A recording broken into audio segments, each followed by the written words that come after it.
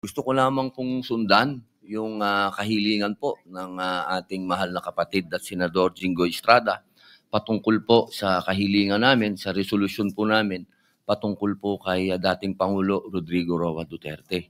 At, gusto ko lamang din pong kunin po ang atensyon ng ating mga kasama na kami po kasi ay nangangamba kasi meron pong mga usap-usapan na yung dati pong senador na si Antonio Trillanes ay nagpunta daw po sa The Hague at, ang pinaniniwalaan po ng karamihan ay siya po ay nagpunta mismo sa kulungan ni, dating Pangulong Rodrigo Roa Duterte.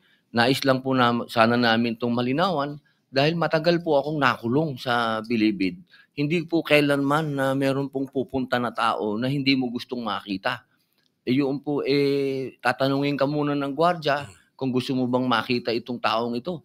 Yun lamang po, gusto lamang po naming malinawan kasi meron na pong matinding sakit si Tatay Digong.